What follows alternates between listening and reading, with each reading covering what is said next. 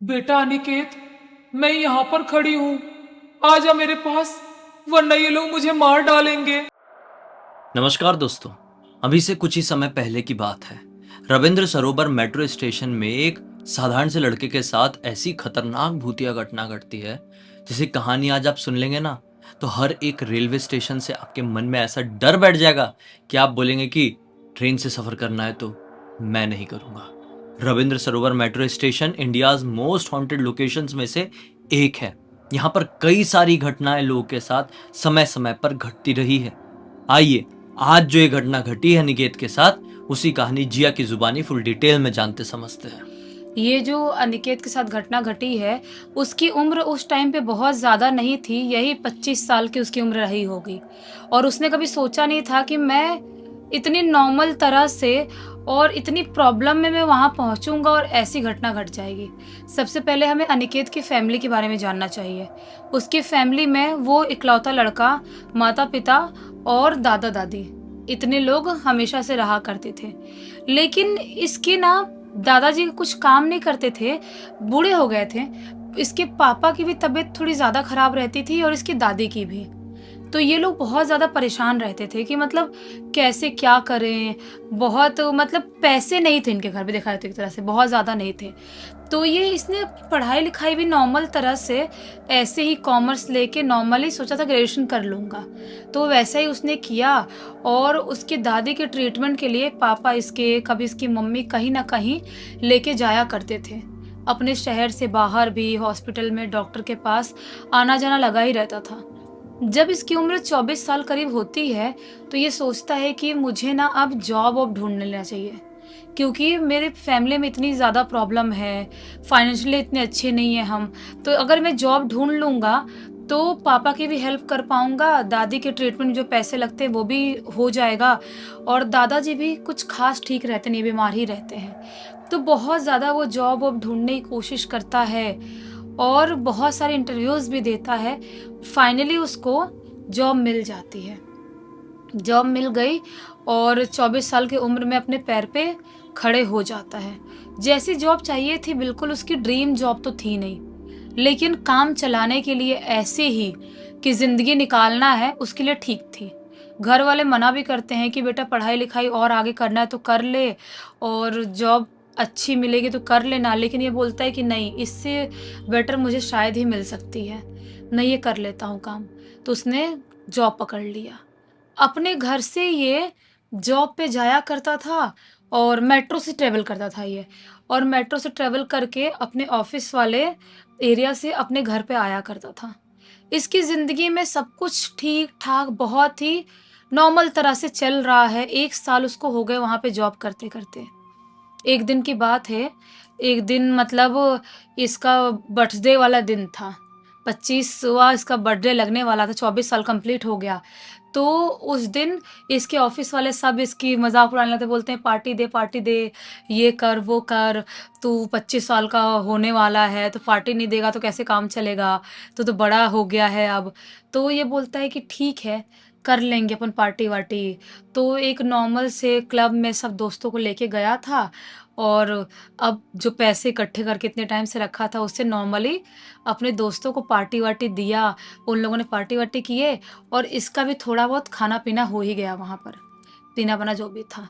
उसके बाद ये अपने घर वापस मेट्रो से आता है और दूसरे दिन जब ये अपने घर रहता है, जिस दिन मतलब ऑफ़िस जाने वाला था, दूसरे दिन पार्टी के दूसरे दिन, तो उसकी तबीयत कुछ ख़ास ठीक नहीं लग रही थी। शायद 1 दिन पहले इन लोगों ने जो पार्टी-वार्टी बहुत कर लिए थे और लेट हो गए थे और बहुत ही ज़्यादा ओवर पीना-पाना भी हो गया था, जिसकी वज़ह से इसकी हालत कुछ ठीक नहीं रही थी, हैंगओवर टाइप कुछ लग रहा था इसको। लेकिन फिर भी ऑफ़िस तो जाना ही है, क्या कर सकते हैं? ऑफ़िस की छुट्टी इतनी आसानी से नहीं मिलती है अब। तो ये अपने घर से वैसे ही सर दुखाते-दुखाते निकलता है, ऑफ़िस पहुँचता है और ऑफ़िस पहुँचने के बाद दिन भर जैसे-तैसे करके इसका काम चलता है। ये बारिश वाला टाइम था। बारिश आज तो इतनी ज़्यादा हो रही थी कि जिसकी कोई लिमिट नहीं है, आज नहीं होगी तो कभी नहीं होगी, इतनी ज़्यादा बारिश हो रही थी। झम झम झम करके बिजली कड़क रही है, बारिश हो रही है। जितने लोग ऑफिस में सब टेंशन में हैं कि भाई दूर वाले लोग कैसे जाएंगे, बाढ़ वढ़ आ गया तो क्या करेंगे, मेट्रो वेट्रो जो आते हैं वो कैसे जाएंगे, क्या होगा, गाड़ी वाले ट्रैफिक जाम हो जाएगा कैसे जाएंगे, सब अपना अपना डिस्कशन कर रहे हैं।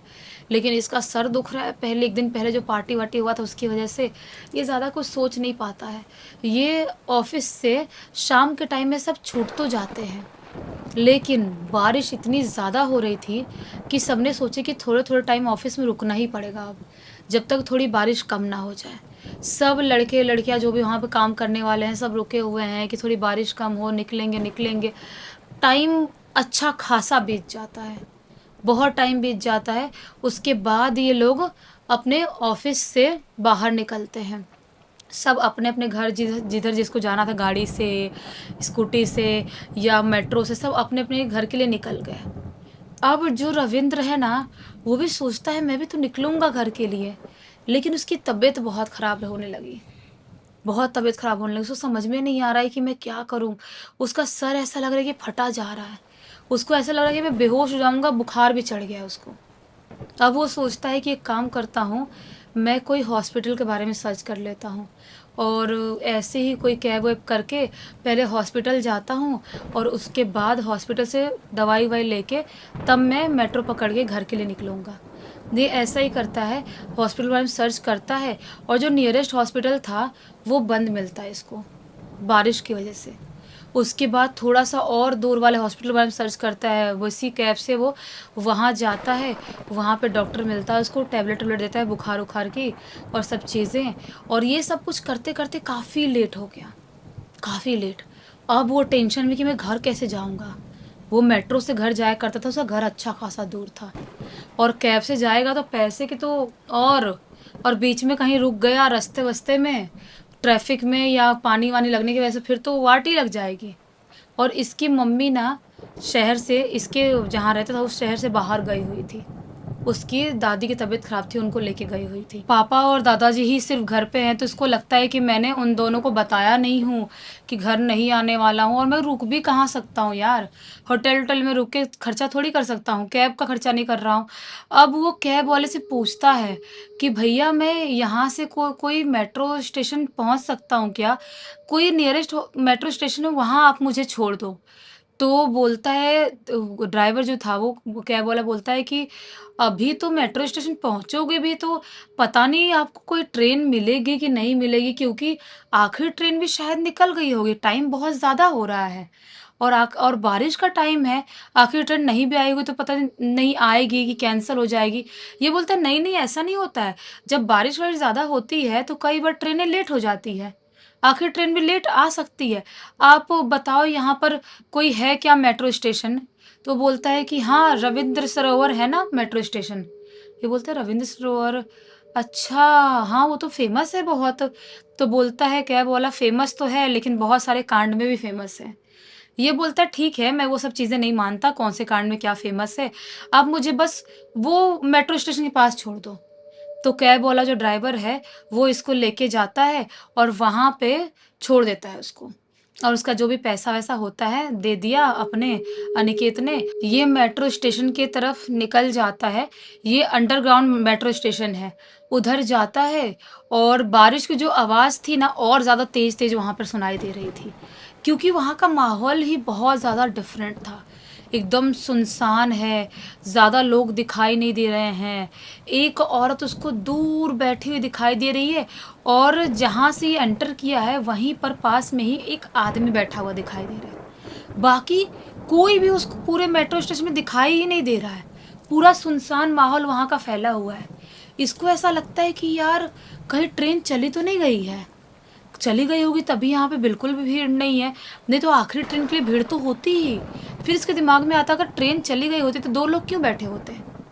एक काम करता हूँ मैं वेट करता हूँ, वहीं पर खड़े होकर वो वेट करने लगता है। और काफ़ी ज़्यादा तेज़ तेज़ बारिश हो रही है, बारिश की झम झम झम करके आवाज़ सुनाई दे रही है। वहाँ का माहौल उसको बहुत डिफरेंट लग रहा था, इसको ठंड भी बहुत ज़्यादा लग रही थी, उसको बुखार था उसकी वजह से ठंड लग रही है, बारिश की वजह से लग रही है, या क्यों लग रही है, वहां पे ठंड है ही ऑलरेडी, इसको नहीं मालूम। इसका दिमाग काम करना थोड़ा कम कर दिया है, सर पे ऐसे हाथ रख के खड़ा है वहीं पर, समझ नहीं पा रहा है कि मैं करूँ क्या। तभी कुछ स्पीकर में अनाउंसमेंट होती है, कुछ झुझुक करके आवाज़, फुसफुसाने कुछ कुछ तो आवाज़ थी अजीब सी। वो ऐसे सुनने की कोशिश कर रहा है, ऐसे मुँह करके, सुन नहीं पा रहा, समझ नहीं पा रहा है। तो उसको ऐसा लगता है कि कहीं आखिरी ट्रेन के लिए अनाउंसमेंट तो नहीं है, लेकिन सुनाई दे तब तो, कुछ सुनाई नहीं देता उसको। वापस से क्या करूं समझ नहीं पाता है, चारों तरफ देखता है किससे पूछूं, कोई दिखाई भी नहीं दे रहा है यहाँ पर काम वाम करने वाला कि जिससे पूछ लूं। लेकिन तभी अचानक से फिर सुनाई देता है कि पीली लाइन से दूर हट जाए, ट्रेन अभी आने वाली है। किसी महिला की आवाज थी ये। वो देखता है कि पीली लाइन यानी कि मतलब थोड़ा सा दूर हटना पड़ेगा, शायद ट्रेन आ रही होगी। वो वहां से थोड़ा सा पीछे हटता है और जिस आदमी को उसने देखा था आते टाइम जो बैठा हुआ था वहां पर, उस आदमी के पास जाता है और बोलता है कि अंकल, आपने भी सुना क्या अनाउंसमेंट, ट्रेन आने वाली है क्या अभी, मतलब आखिरी वाली ट्रेन होगी ना ये। वो अंकल कुछ नहीं बोल रहा है। ये बोलता है अंकल आप नहीं जा रहे हो क्या ये वाली ट्रेन से जो आ रही है उससे। तो अंकल इसकी तरफ मुंह ऐसे उठाता है और बोलता है कि जो अनाउंसमेंट हुआ वो सुन और उसी हिसाब से जा। तो ये बोलता है ओके, मतलब थोड़ा उसको रूड लगता है। ये थोड़ा सा हट जाता है और दूर से उसको छक छक छक छक छक करके ट्रेन आती हुई समझ में आती है। दूर सुरंग के अंदर तरफ से उसको दिखाई देता है कि दो बत्ती जल रही है, मतलब ये ट्रेन ही आ रही होगी। लेकिन ट्रेन की आवाज के साथ साथ उसे ऐसा अजीब सा साउंड सुनाई देता है जैसे कि बहुत सारे लोग एक साथ चीख रहे हो। एक अजीब सी वियर्ड सी आवाज थी। उसकी आंख बड़ी जाती है और सोचने लगता है कि ये ऐसी आवाज ट्रेन के अंदर से कैसे आ सकती है। वो अंकल की तरफ ऐसे देखता है, अंकल तो चुपचाप नीचे ही अभी भी देख रहे हैं, अंकल को कोई मतलब नहीं है। और एक चीज मैं बताना भूल गई थी कि ये जब अंदर मेट्रो स्टेशन में एंटर किया था, उससे पहले इसने अपना टाइम देखने के लिए मोबाइल निकाला था। तो जो इसके फ़ोन में 59% चार्ज था जब कैब में था, ये मेट्रो स्टेशन के अंदर एंटर करते से 3% चार्ज हो गया था। और अभी अपने मोबाइल की तरफ देखता है तो इसका फ़ोन ऑफ हो चुका है। इसको समझ में नहीं आता है कि ये ऐसे कैसे हो गया। लेकिन ये ट्रेन की तरफ ही देख रहा है और ट्रेन इसकी तरफ आती है। ये देखता है कि जब ट्रेन का दरवाजा खुलता है तो कोई तो बाहर निकल ही नहीं रहा है और अंदर से देखने की कोशिश करता है, अंदर भी कोई दिखाई नहीं दे रहा है। लेकिन इसको क्लियर समझ में आ रहा है कि गीले गीले पैरों के निशान है। मेट्रो स्टेशन में एक ही दिशा में बहुत सारे लोग गए हुए हैं, मेट्रो ट्रेन के अंदर बहुत सारे लोग एक साथ गए हुए, पैरों के ऐसे गीले गीले गीले गीले निशान है। वो अंकल की तरफ वापस ऐसे देखता है और बोलता है कि अंकल आप नहीं चल रहे हो। तो अंकल ने ऐसे मुंह उठाया इसकी तरफ और बोला कि तू जा तो रहा है, लेकिन तेरा नाम अगर कोई पुकारे तो तू देखना मत उसकी तरफ। ये बोलता है मतलब। अंकल ने कुछ नहीं बोला और ट्रेन भी अब निकलने ही वाली थी, फटाक से ट्रेन के अंदर घुस जाता है और दरवाजा बंद। अब बैठ गया जाके एक सीट पे और देखने लगा पूरी ट्रेन खाली है। ऑलमोस्ट एक जो डब्बा दिखाई दे रहा है ना उसके राइट साइड वाला, वो वाले डब्बे में कुछ लोग दिखाई दे रहे हैं, औरतें हैं, कुछ आदमी हैं, लेकिन सब नीचे मुंह करके बैठे हैं जैसा कि सोने की कोशिश कर रहे हैं। इसको समझ में नहीं आता है कि यार आखिरी ट्रेन है और इतनी बारिश, इतनी कम भीड़ क्यों है। वो चुपचाप अपना बैठ जाता है और मोबाइल वोबाइल चला नहीं सकता, सोचता है कि ऐसे ही थोड़ा सोने की कोशिश करता हूँ, सर फटा जा रहा है मेरा। ऐसे बैठा हुआ है, तभी अचानक से उसको ऐसा फील होता है कोई उसके कंधे में ऐसे करके उंगलियों से 3-4 बार टैप किया। ये शौक के पीछे देखता है, पीछे मैं बैठा हूँ, वो सीट के पीछे तो विंडो है और मेट्रो की विंडो तो बंद ही रहती है, तो फिर किसने मुझे उंगलियों से करा। ऐसे डर जाता है, डर के इधर उधर देखने लगता है। तभी अचानक से उसके कान में आवाज सुनाई देती है, बेटा अनिकेत, मैं यहाँ पर खड़ी हूँ, आजा मेरे पास, वरना ये लोग मुझे मार डालेंगे। ये आवाज उसकी मम्मी की आवाज थी। इसके लिए पूरी तरह से शॉकिंग था क्योंकि मम्मी उसकी इस शहर में क्या, वो उस जहाँ पे रहता है वहां तक पे नहीं थी। वो बाहर गई हुई थी दादी को लेकर ट्रीटमेंट के लिए। अब इसका दिमाग खराब होने लगा, इसको समझ में नहीं आ रहा है कि मम्मी की आवाज कहाँ से आ रही है। इधर वो चारों तरफ देखने की कोशिश कर रहा है, उसको कोई दिखाई नहीं दे रहा है, लेकिन मम्मी की आवाज आ रही थी। तभी अचानक से जो मेट्रो के अंदर की लाइट है ना, सुक करके बंद हो जाती है। और जैसे ही लाइट बंद होती है, ये खड़े हो जाता है, इसकी घबराहट और ज्यादा बढ़ जाती है और इसको इसके कान में जोर जोर से आवाज सुनाई देने लगती है, बेटा अनिकेत मुझे बचा ले, मेरी तरफ आ, मुझे बचा ले, वरना ये लोग मुझे मार डालेंगे।